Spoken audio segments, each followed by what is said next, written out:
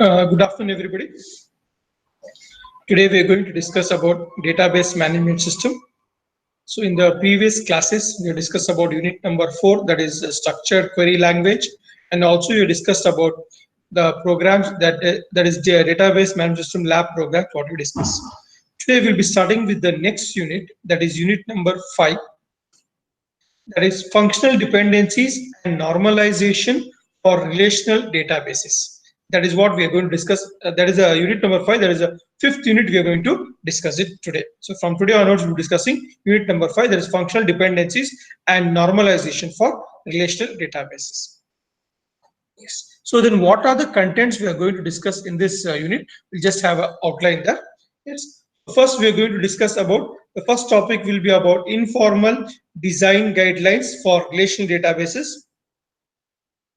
Under that, we will be discussing 4 rules or guidelines are there. So semantics of the relation attributes, redundant information in tuples and update anomalies or null values in tuples and spurious tuples. So 4 guidelines we are going to discuss. That is, these are what we call informal design guidelines. That is the topic number 1. Then we will be discussing about functional dependencies, definition, some inference rules, and other things about the functional dependencies we are going to discuss. That is the second topic. Third topic is we are going to discuss about normal forms. Normal forms based on primary keys. Basically, we are going to discuss 4 normal forms. First normal form, second normal form, third normal form, and the fourth we call that as a Boy's Code normal form, or we call that as BCNF, Boy's Code normal form. So these are the topics what we need to discuss in this entire unit. Yes, that is what we're going to discuss in this chapter. So we'll be discussing the first one is about informal design guidelines for relational databases. And from your exam point of view, this chapter is very small compared to other chapters and carries around approximately around 22 marks, I suppose. 22 marks it carries. So if you study 4 topics, definitely you can score more marks from this chapter. The chapter is also very small, having four different normal forms, informal design guidelines, and functional dependencies. If you study this, these contents, definitely you can score more marks. So contents are very less and you can score more marks. So I suggest you to prepare this chapter for your examination also. So the chapter is very simple and you need to understand the concept and you can do well from this chapter. So we'll be continuing with the first one, that is informal design guidelines for relational databases. Yes. First, what is relational database design? Yes. So you have seen in the designing a database, like we may have so many entities, attributes may be there. Yes. Then we have got different types of attributes are there, like where we are having primary key attribute, foreign key we are having, then we are having some constraints are there, like not null constraints, check constraints, default constraints. Then we have discussed how to create assertions also as constraint. So many things we have discussed that. So they are all constraints are there. In addition, while creating the database, so we have designed, while designing the database, so you have got so many constraints like primary key, not null, then null constraint may be there, domain constraint, and so on. In addition to this, we need to follow some rules or guidelines. So the constraints are, we need to follow those constraints and implement those constraints. But in addition to that, we need to have some guidelines. What are those guidelines? We're going to discuss in this topic, on this chapter. So first, what is relational database design? The grouping of attributes to form good relation schemas, we call. Yes. So you design a database design such a way that the design should be, or the relation should be a good relation schema. So schema may, what is a schema? Schema may contain large number of tables. As we have seen a company schema, we are having 6 tables are there, like employee table, department table, project table, works on, dependent, and so on. That is what we have created in the previous lab, that DBMS lab. We have implemented the company schema. So what we call having a good relation between the schemas. That is that is the meaning of what is a relational database design.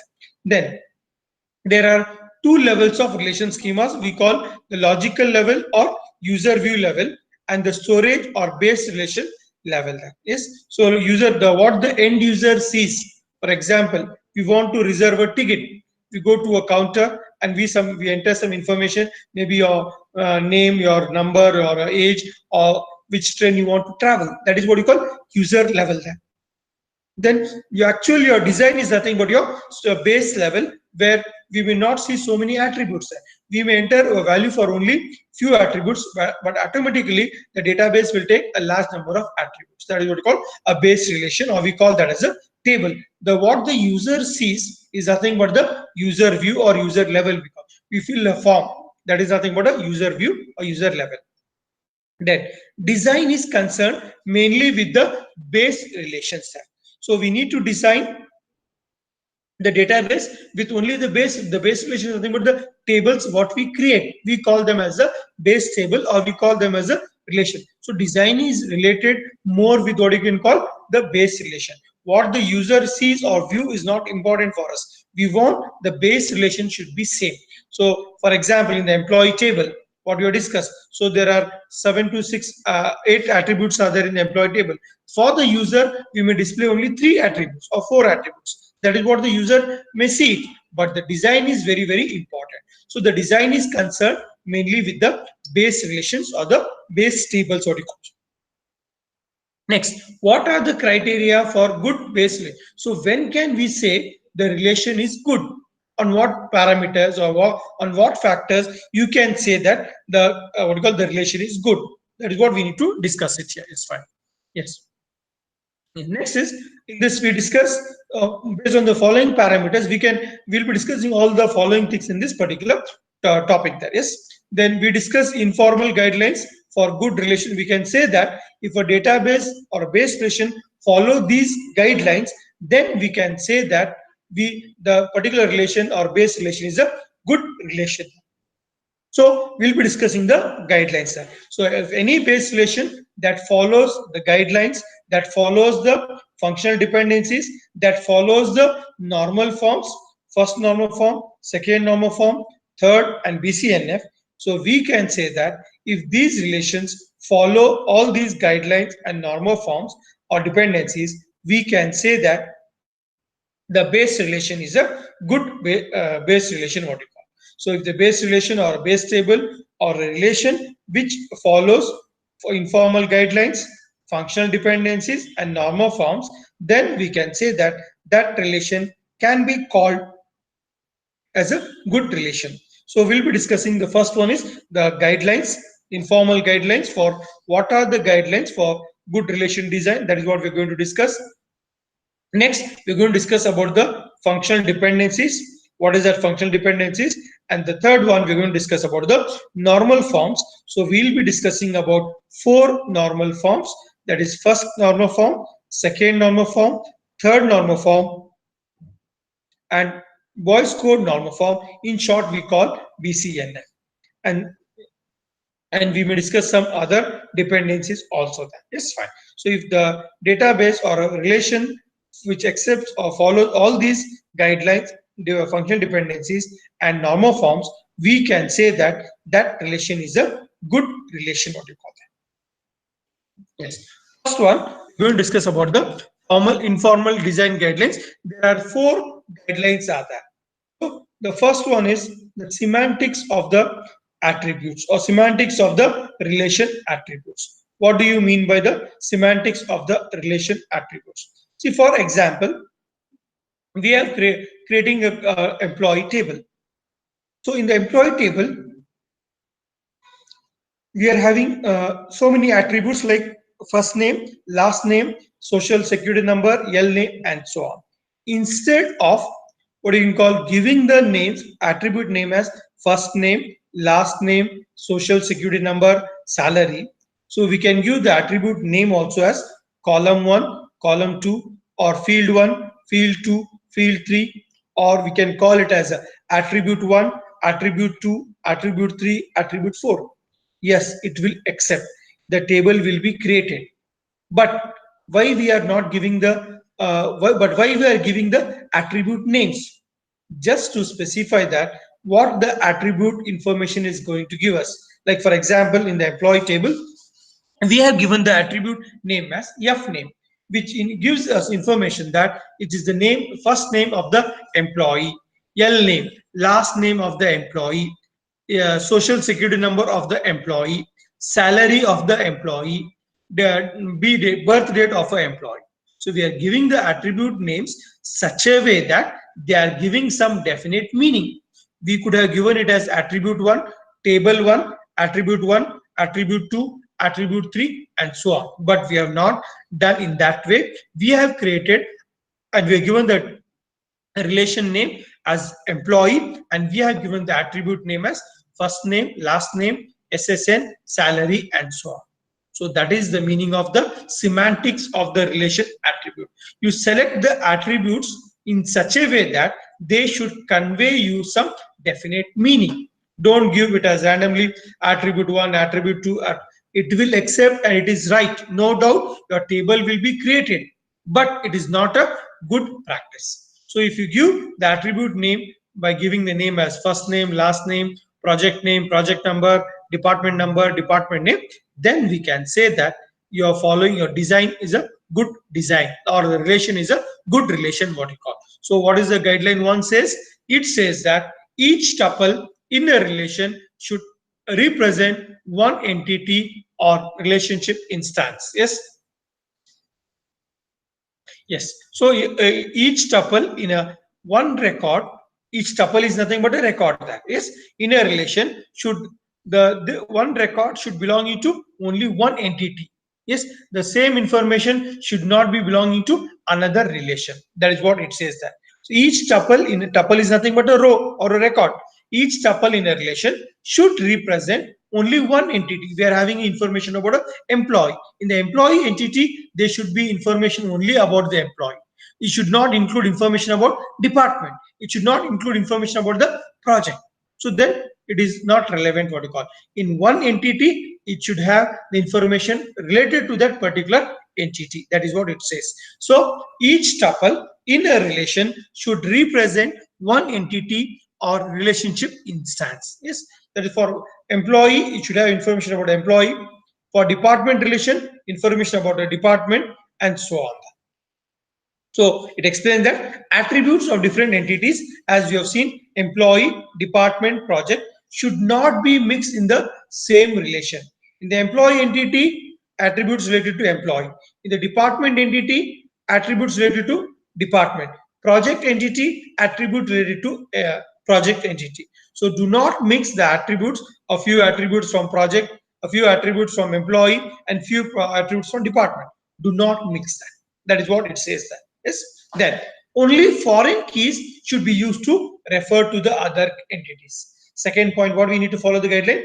So while linking or while joining the two tables, or we are referring whenever you want to have the referential integrity constraint, you need to use only foreign key, where foreign key will be dependent on the primary key of another table. So when you are joining the two table, always you should refer with the help of foreign key and what you call primary key. If you join the two tables on unwanted attributes or any other attributes other than the foreign key and primary key, then it may generate some spurious tuples. Spurious is what? Maybe unwanted tuples. We'll see that discussed later. So you always, whenever you join the two tables, join or refer it only with the help of primary key and foreign key. That is what it says. The guideline is fine.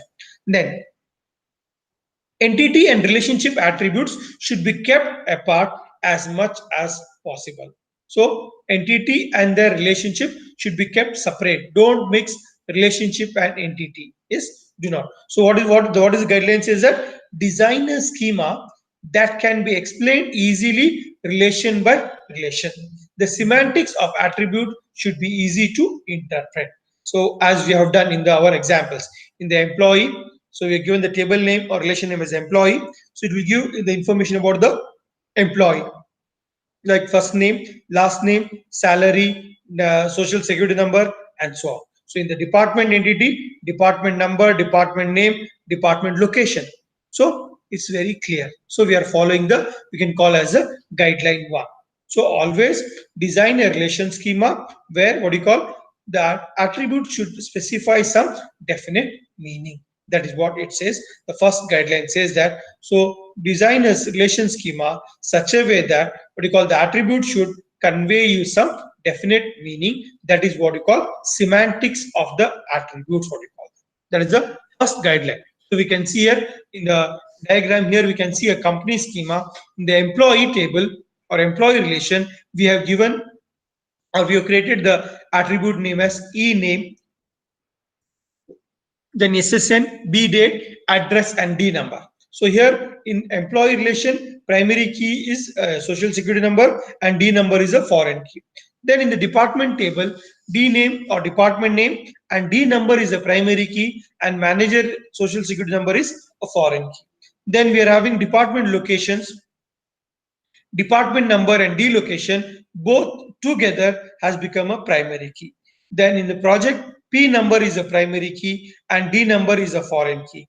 And in works on, so SSN and P number both together is a primary key and number of hours is the attribute. So this company schema what we have created around five to six tables what we have created. So here the relation names are very clear.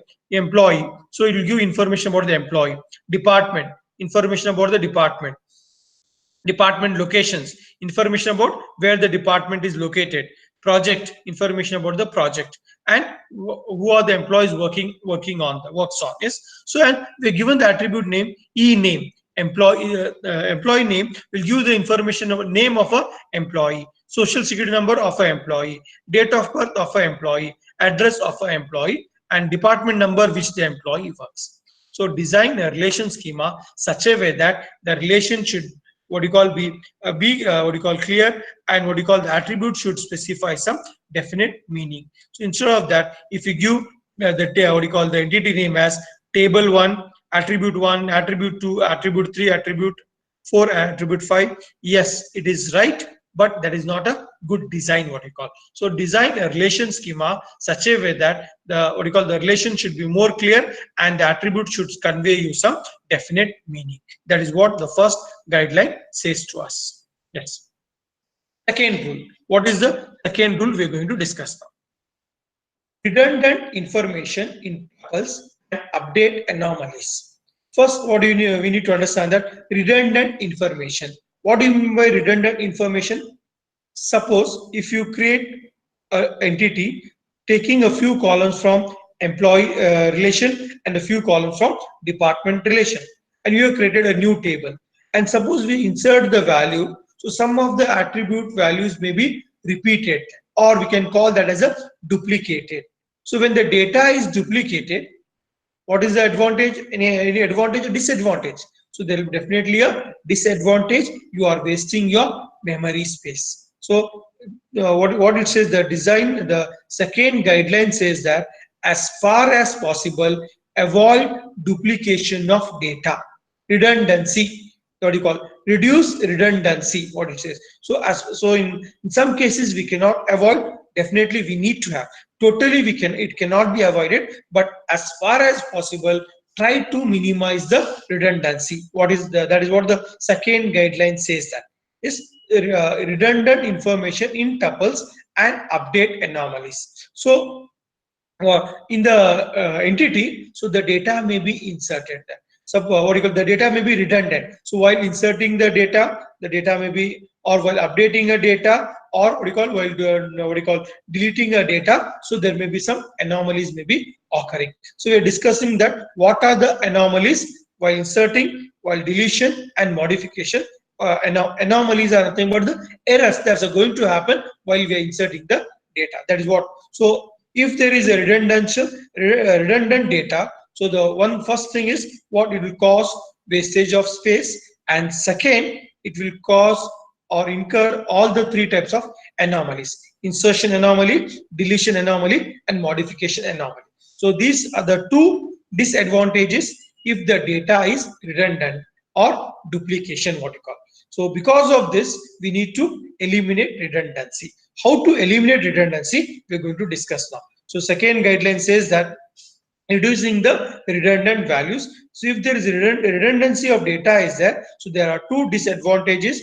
The first one is wastage of what you call storage space, and causes all the three anomalies with update, we call updations, that is insertion anomaly, deletion and modification. So we need to overcome these two problems, then we can avoid redundancy. How to avoid, we are going to discuss here. Fine. So for example, we are having a table called as, or entity called employee project, having the columns or attributes you can call employee number, project number, employee name, project name, and number of hours. Now we want to perform update anomaly first.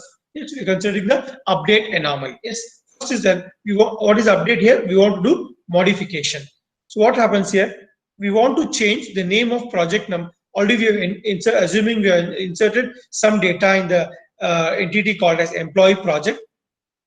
We inserted the data, and already what do you call, we want to modify some value. What is that? Changing the name of project number P1 from billing to customer accounting. Now we are given the project number P1, the project name as billing. Now we want to change the name from billing to customer accounting.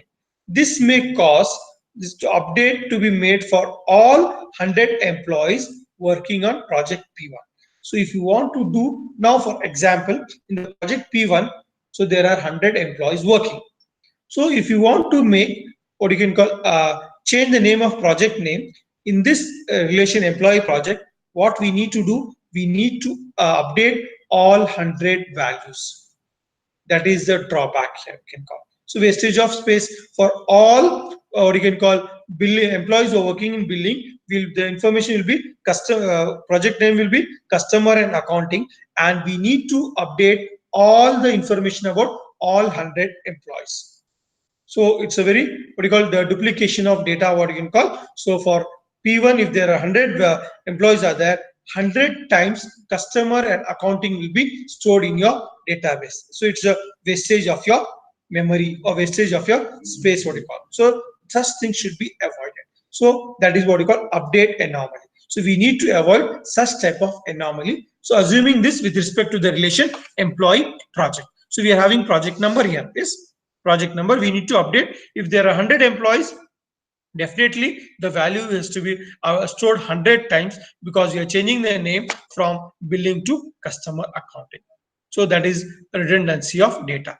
So to how to overcome that, so we'll discuss the next point. Yes, so this is what, so such type of anomalies will be existing, so which will cause us redundancy. Yes, so we need to avoid all such type of anomaly. So this is first one, update anomaly.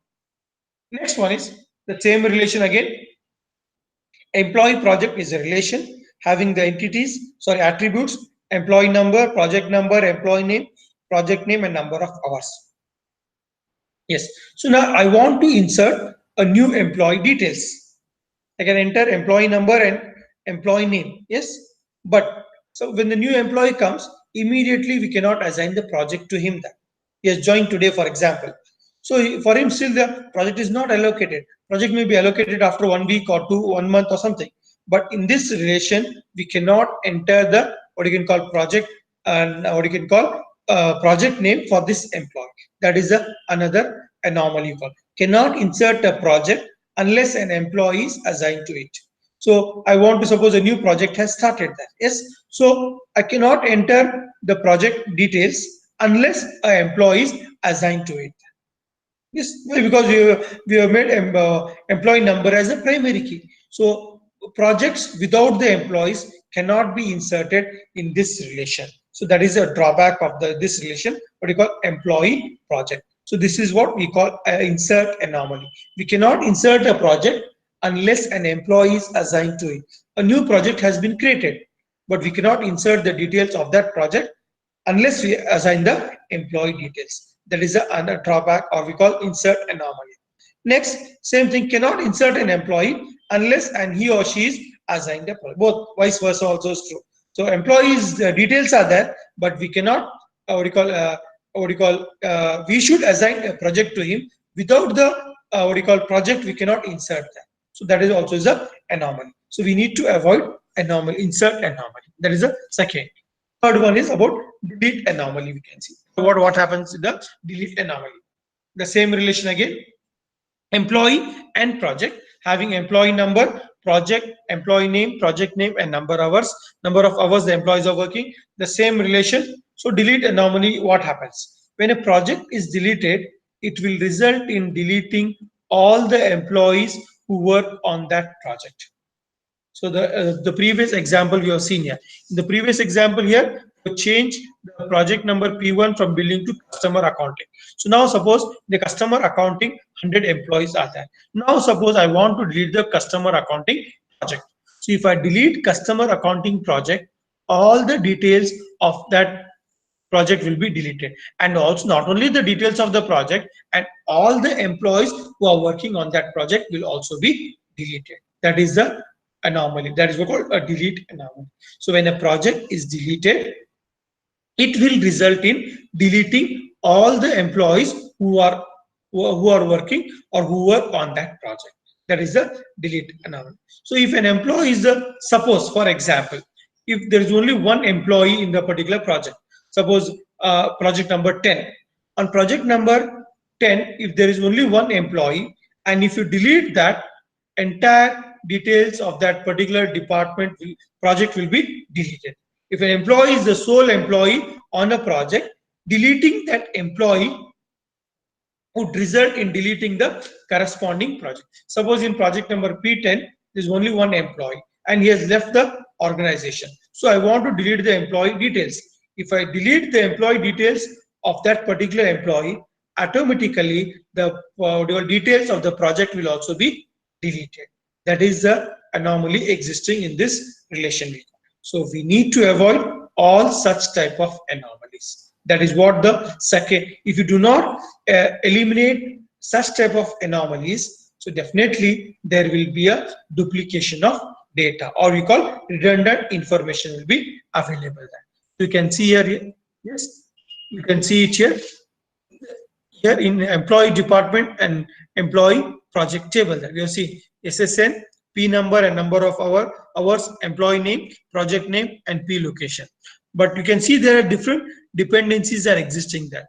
In the employee project, see SSN will identify hours, or hours is dependent on both the two attributes SSN and P number. That is what we call functional dependency 1. Then the second functional dependency, SSN will determine employee name and P number will determine project name and P location there. Yes. So these are the two relations, and one more. The first one is employee department. So SSN will identify all other attributes, but D number will identify department name and manager social security number. So these two relations are suffering from what you call update anomalies. That is inserting, deletion, and updation anomaly. Yes. So while deleting a record, while inserting a record, or while updating a record, there will be a duplication of data will be existing there. As you can see in this example that, see, we are having employee department table and employee project table.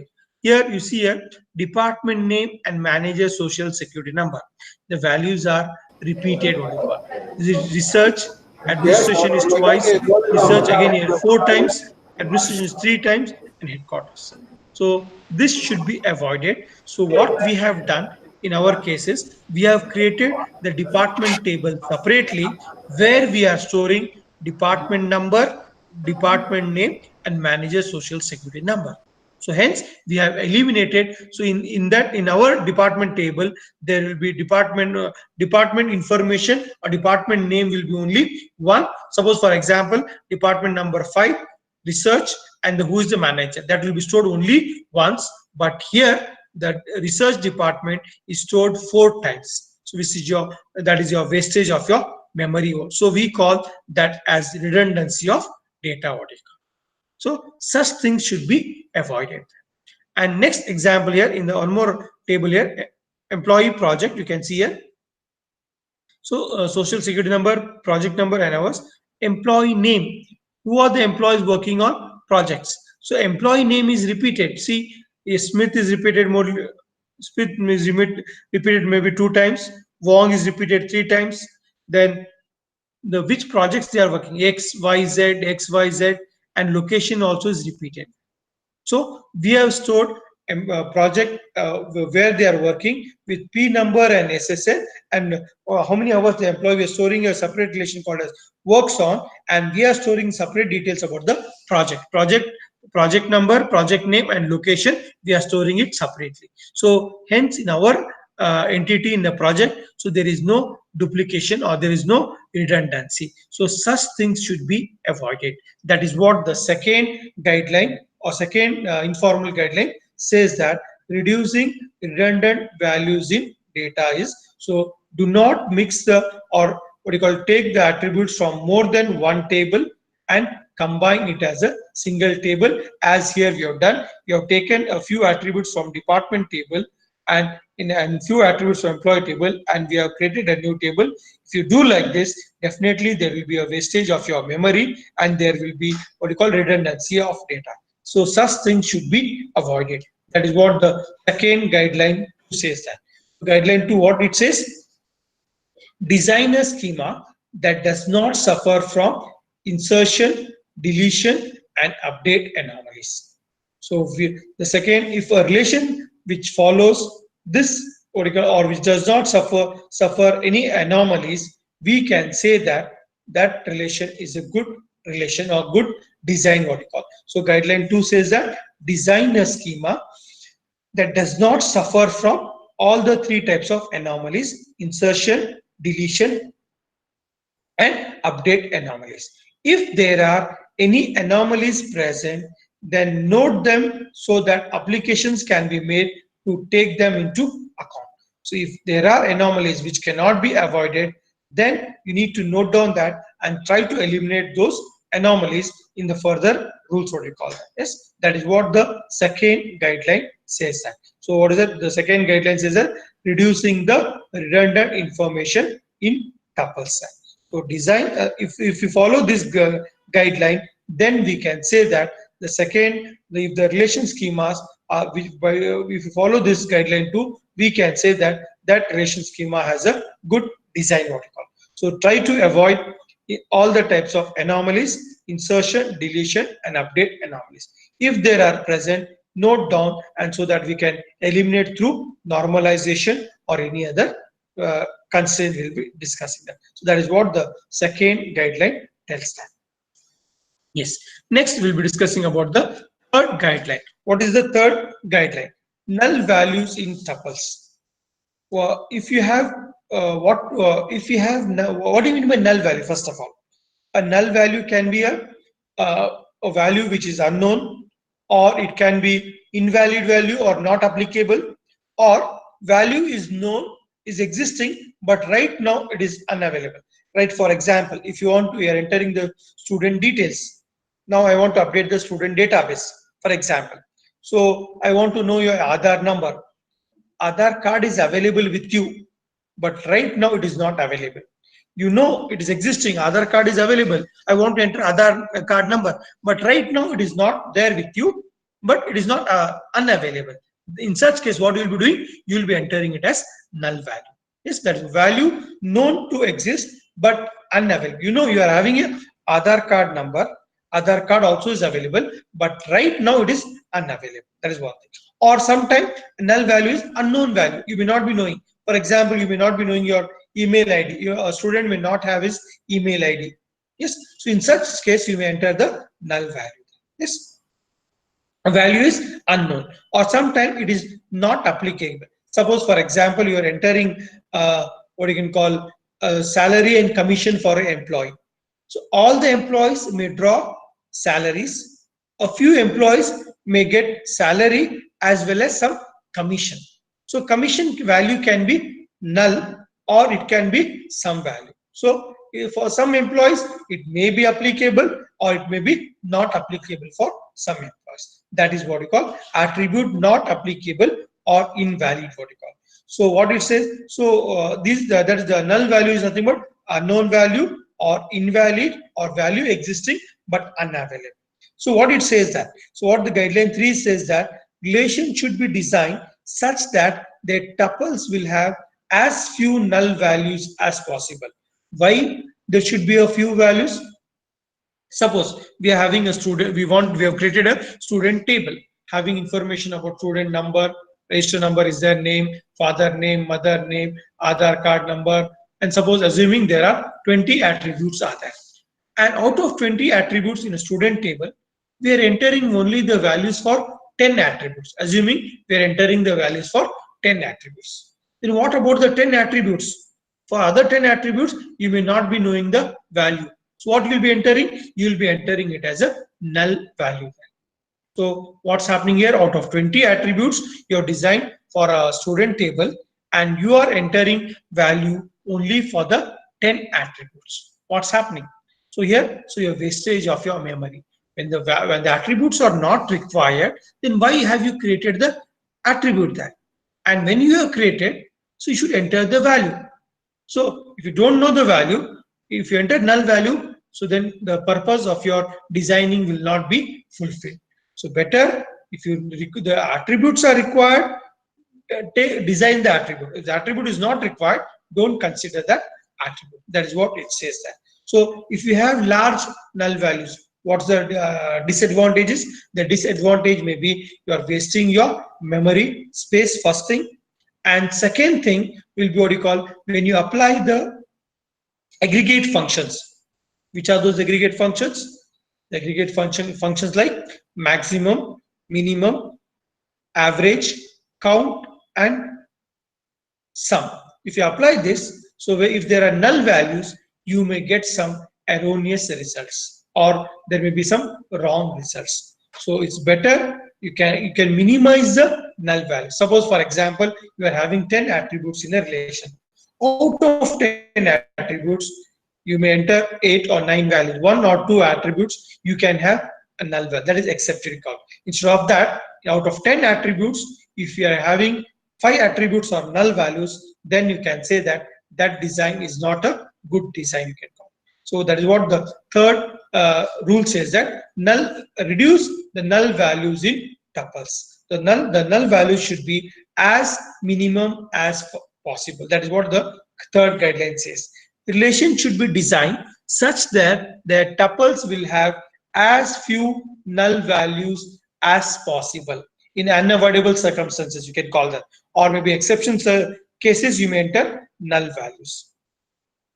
Attributes that are null frequently could be placed in separate relations with the primary key. That is, which are the attributes, null values, that can be placed separately. Then, as we discussed, what are the reasons for null values? When you'll be entering the null values? Attributes which is not applicable or invalid. Attribute value unknown. It is existing, but it is right now it is unknown to you. Then value known to exist, but right now it is unavailable. So because of these three factors, you may enter it as a null value. But what the design guideline says that avoid or reduce the null values. That is what the third guideline says. So reduce the guideline, null values as far as possible. Avoid it, but if not possible to avoid, you can have the minimum number of null values. Yes. Next is about the fourth rule, we can call spurious tuples. What do you mean by spurious tuples? Spurious, suppose we are having an employee entity and a department entity. So we have created a foreign key in the employee table as supervisor social security number is a foreign key dependent on what you call SSN. And similarly, D number is a foreign key in the D number is a primary key in the department table, and we have created D number as a foreign key in the project table. So D number is referencing the department table. So that is what we have created. We have created primary key and foreign key in all the tables. So if you have primary key and foreign key, and if you join the two tables, then it may not generate spurious tuples.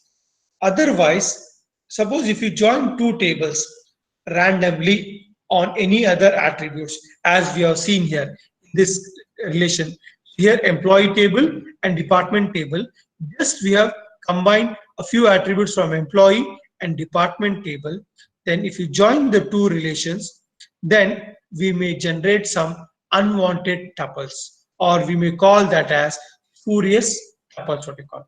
So bad designs or relational database may result in erroneous results for certain join operations. Yes, the lossless join property is used to guarantee meaningful results for join operation. There's one property called as lossless join that will eliminate what you call spurious data. What you call. So what does the guideline 4 says that the relation should be designed to satisfy the lossless join condition, or no spurious tuples should be generated by doing a natural join of any relation. It says that whenever you join the two tables, always join the tables only on primary key and foreign key. If you join it on any other attributes, then it may generate some unwanted or spurious tuples will be generated. When you apply a natural join, what is a natural join? A natural join is nothing but a cross product of two different sets. Suppose if the set A is having 3 elements and set B is having 3 elements, then the cross product we may have what you call nine ordered pairs will be 3 into 3 is 9 ordered pairs will be generated. Same way here also, if you join two different tables randomly on any other attributes, then it may generate unwanted tuples, or we call spurious tuples. So we should join the two tables only based on the primary key and foreign key. If you join only on the primary key and foreign key, definitely it will not generate any spurious tuples. Yes. There are two important properties of decomposition. So that is what we call it as a, when you whatever decomposition. Decomposition is nothing but there's one table or entity we want to decompose into more than one table. So for example, here we are having in the previous example what you can see here, employee department. This is a single table what we have designed. Here the drawback is redundancy of data and some unwanted tuples have been generated. So we can decompose or break this relation employee department into two different relations, one with the employee table and one with the department table. Similarly, employee project table can be decomposed into two relations, one as employee, one as project. So if you decompose that, then definitely there will not be any what you call spurious tuples will not be generated. So that is what lossless.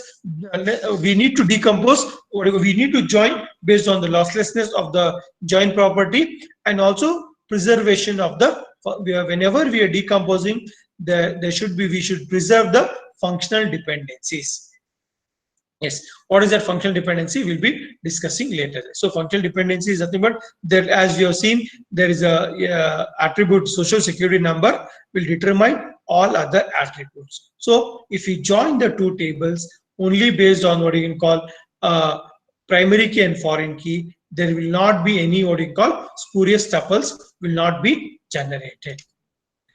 So that is about your 4 guidelines what we have discussed so far.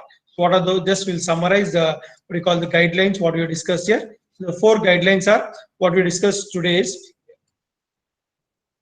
semantics of the relation attributes, redundant information in tuples and update anomalies, null values in tuples, and spurious tuples. These are the 4 informal design guidelines for relational database.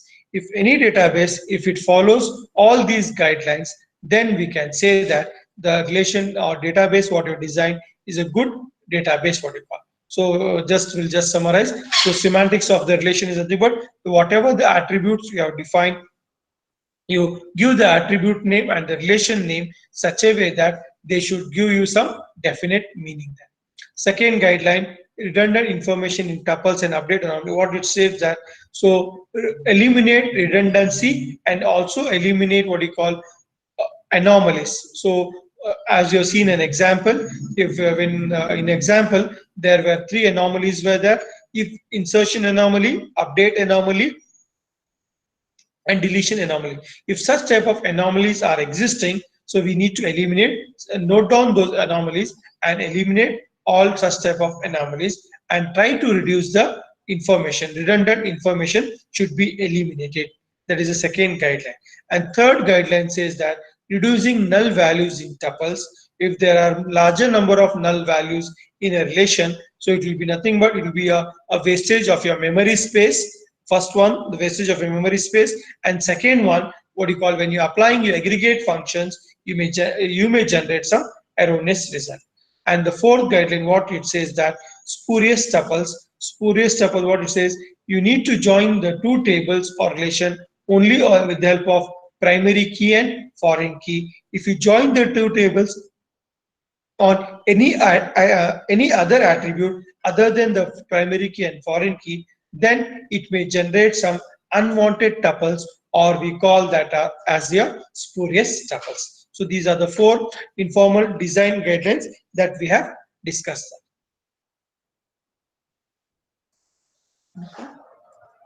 Okay. It's fine. Next we'll continue with the next one is about functional dependencies.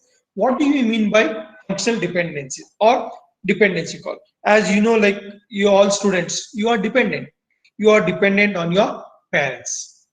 How you are identified? You are identified by your parents, that you are daughter of, son of so and so. That is what dependency. You are dependent on your parents. Yes, so you're not independent. So same case here also, dependencies existing in the entities also or in relation also there. So dependencies say we call, so the attributes in a relation, they are not, all the attributes are not what you call independent, they are dependent on some other attributes. That is what we are going to discuss it here. So functional dependencies. So functional dependencies, it is denoted by FD, we call, that is notation. FD stands for functional dependency. So here the functional dependency is defined as a set of attribute X functionally determines a set of attributes Y if the value of X determines a unique value of Y. Yes, or what we say is X determines Y, or Y is functionally dependent on X, what you call. So both are in the right there. X determines Y, or Y is dependent on X, what we call. So that is what we call a functional dependency. We'll be seeing which are the attributes dependent on other attributes. We are going to discuss it. Functional dependencies. They are used to specify formal measures of the goodness of relation design. So always functional dependency will be existing. Yes. And keys are used to define normal forms for relation. So we are going to discuss the normal forms later on. So in the normal forms, we need to identify the functional dependencies. Which attributes are dependent on which other attributes? That is what we are going to discuss. Then are constraints that are derived from the meaning and interrelationship of the data attributes. Yes. So the functional dependency, the definition is what you call. Yeah, some constraint we may derive from what you call the meaning of the attributes and their relationship also. Yes, that is what all the functional dependency is. How it is defined, the definition of functional dependency is a set of attributes X functionally determines a set of attributes Y. Yes, if the value of X determines a unique value of X. That is what we call a value of X. X is one of the, suppose we can call an employee relation. In the employee relation is what you call having one of the attribute. Which attribute you will uniquely identify any other attributes? So in the employee, suppose SSN is the primary key.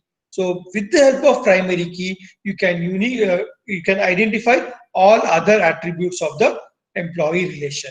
So we can say that SSN will identify all other attributes. So that will be the SSN, the social security number is a primary key, that will be your X, and it will identify all other attributes, your employee name, your last name, middle initial, date of birth. That will be a set Y. So we can call social security number will identify all other attributes in the employee relation, or all other attributes, they are dependent on what you call social security number. X determines Y, or Y is dependent on X, what we call that. Yes. X determines Y holds. What is the condition? When we can say it will identify holds if whenever two tuples they have the same value for X, they must have the same value for Y also there.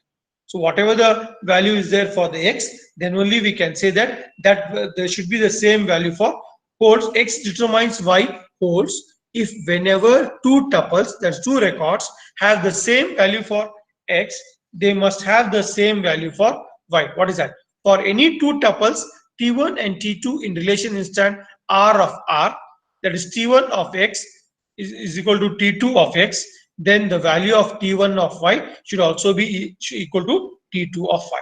If this holds, then we can say that x determines y. What you call? Yes, x determines y in R specifies it's a constraint on all relation instance R of R. That is, at any instance of time, there will this functional dependency will be existing, that x determines y holds, we can call. It is written as x determines y, and it is displayed graphically, what you call as arrow mark. There is functional dependencies are derived from the real world constraints on the attributes. Yes, we can see some of the examples of functional dependency constraints. As I told you just now, social security number will identify the name. So SSN determines name, or employee name is dependent on SSN. Similarly, project number will identify both the attributes, project name and project location, or this attribute, project name and P location, they are dependent on project number. Similarly, the SSN and project number both together will identify the how many hours the employee is working. So this we call that as the functional dependency constraints. Yes. We'll stop at this point. Yes, then we'll continue the other things about functional dependencies in the next class.